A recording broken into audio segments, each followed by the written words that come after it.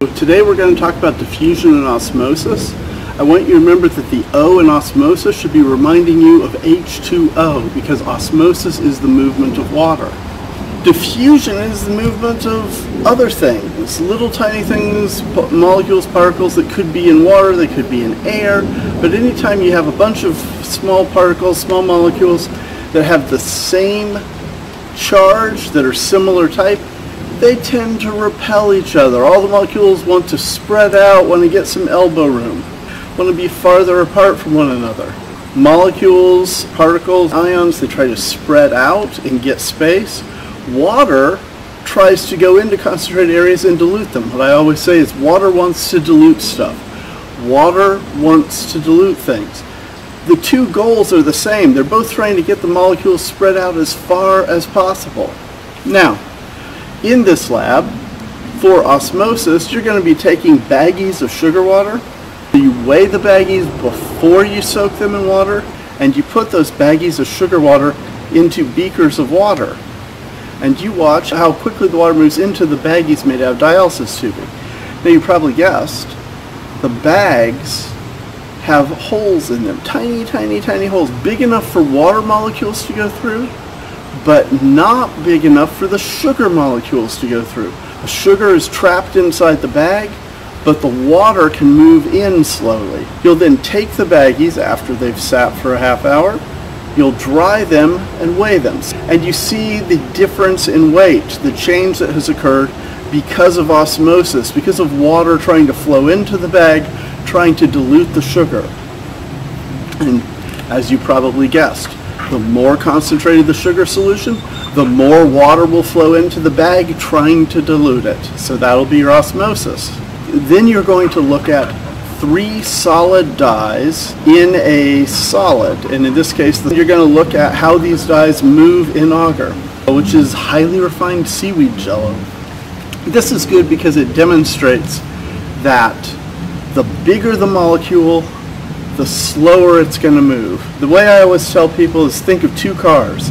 If you have 2 cars and you have a little one and you have a big one and they have the same power, the little one has the ability to go faster. Well, if you have 2 molecules, the little one is going to diffuse faster. So that's what you'll see in this experiment. You will measure as the dyes move bigger, bigger, bigger. You have a little spot, you put the dye down, little spot, little spot. You're going to track over time how much they spread. Not surprisingly, the lighter molecules move much more quickly and go farther than the heavier molecules because they're in the same petri dish at the same temperature. And temperature is the power. If you have molecules at the same temperature, it's like having cars at the same amount of energy, cars with the same amount of power. The little molecule, the little car, is going to move faster. The last of the experiments that you'll do in the lab, you're going to take plant cells and expose them to a strong salt solution. And what you will see is, again, water wants to dilute things, water wants to follow salt.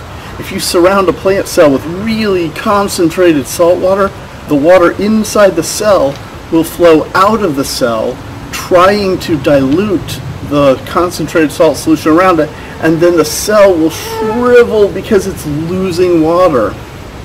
Now, the whole cell can't shrivel on a plant cell because plants have a fairly rigid cell wall around them made out of cellulose.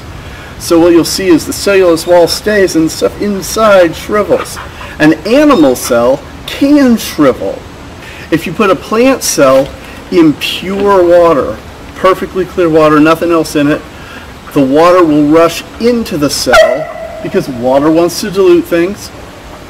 The water will rush into the cell trying to dilute the inside of the cell, and the wall of the cell will expand, expand, expand, but not too far because it's got this rigid cellulose. It'll kind of bulge out.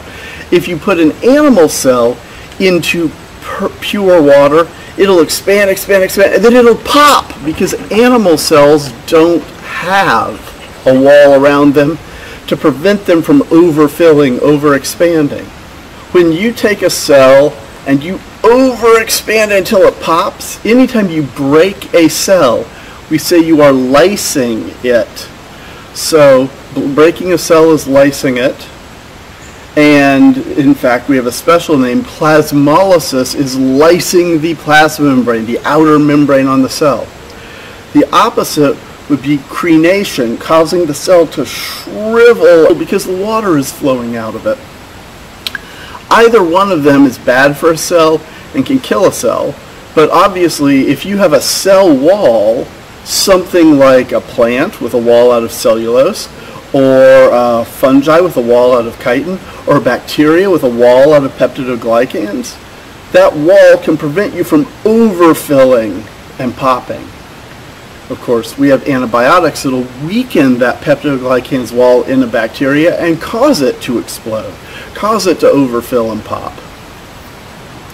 Now, the other thing I want you to know, there's some terms that you need to understand. When you talk about cells and solutions, if you put a cell in a solution and the solution has the same concentration of stuff outside the cell as it does inside the cell, we say it is isotonic. Iso means the same. The hypertonic solution, when the solution is more concentrated than the cell, if you put the cell in the hypertonic solution, the cell will start to shrivel because the water in the cell will flow out, trying to dilute the space around the cell. A hypotonic solution, hypo means below. Think of a hypodermic needle going below your skin. A hypotonic solution is going to be one that is less concentrated than the cell. That's like the pure water. If you put a cell in a hypotonic solution, then you're going to have the water rush from the less concentrated to the more, because remember, water wants to dilute things. So you'll have water coming from outside the cell into the cell, trying to dilute it, and the cell will expand. Now, if it has a wall, then it will expand as much as the wall, let's say. If it's an animal cell without a wall, it will expand until eventually it could even pop. So those are the things, yes, Gertrude, I know. Those are the things that you need to know for the cell lab. And go ahead, after you finish this video, look at the other videos that I've given you, the other links that I've given you, fill out the handout, and then go take the quiz on diffusion and osmosis. That's okay. I've been bitten. Ow, he has teeth. Ow, ow, ow. Somebody. If you put a plant in a plant cell, shh, hush, Gertrude. Water will try to dilute no. Water flows out of the cell trying to dilute everything around it, and the cell shrivels.